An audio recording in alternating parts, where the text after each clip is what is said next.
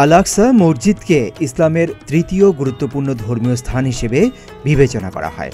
এটি ফিলিস্তিনের জেরুজালেমে অবস্থিত।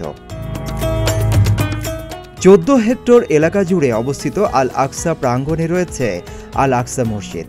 এছাড়া আছে সোনালী গম্বুজ বিশিষ্ট ডোম অব দ্য রক, যা জেরুজালেমের সবচেয়ে উল্লেখযোগ্য একটি স্থাপনা।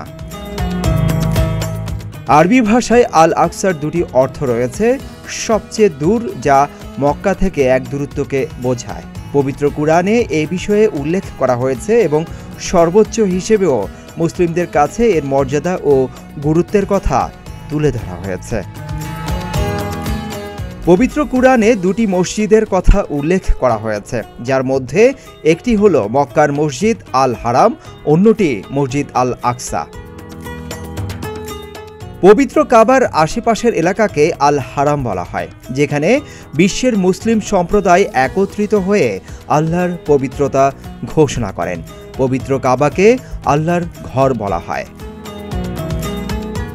একইভাবে পবিত্র কুরআনে আল আকসা মসজিদকে বাইতুল মাকদিসের কেন্দ্র হিসেবেও বর্ণনা করা হয়েছে, যার অর্থ পবিত্র ভূমি বা বারাকাহ ভূমি বা পরিত্রাণ ও শান্তির দেশ। পবিত্র কোরআনে আল আকসা ও এর আশেপাশের এলাকাকে বরকতময় হিসেবে বর্ণনা করা হয়। মুসলমানরা বিশ্বাস করেন হযরত মুহাম্মদ সাল্লাল্লাহু আলাইহি ওয়াসাল্লাম মিরাজের রাতে কাবা শরীফ থেকে প্রথমে আল আকসায় এসেছিলেন এবং মিরাজে গমনের আগে এখানে সব নবীদের সঙ্গে নামাজের সময় ইমাম হিসেবে নামাজ আদায় করেন। এ কারণেই মক্কায় হজ ও ওমরা পালনের আগে আল আকসা ছিল মুসলিমদের কাছে প্রধান ধর্মীয় স্থান। ধর্মীয় আচার অনুষ্ঠান পালনের চেয়েও আল আকসাকে সাংস্কৃতিক প্রাণকেন্দ্র মনে করেন ফিলিস্তিনিরা, যেখানে তারা জমায়েত হয়ে আনন্দ উদযাপন করতে পারেন বা শোক করতে পারেন। ফিলিস্তিনিরা ছোটবেলা থেকে মসজিদে নিয়মিত আসেন এবং তাদের কাছে আল আকসা দেশের সবচেয়ে স্বীকৃত প্রতীক।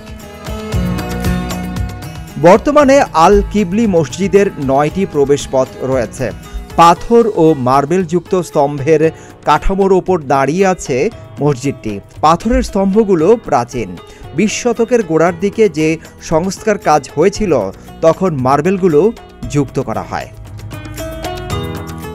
80 মিটার দৈর্ঘ্য ও 55 মিটার প্রস্থের এই মসজিদটিতে প্রায় 5,500 মুসল্লি নামাজ আদায় করতে পারেন। মক্কা ও মদিনার মসজিদের মতো প্রতি বছর ফিলিস্তিন ও পৃথিবীর বিভিন্ন দেশ থেকে হাজার হাজার মুসলমান এই মসজিদে আসেন।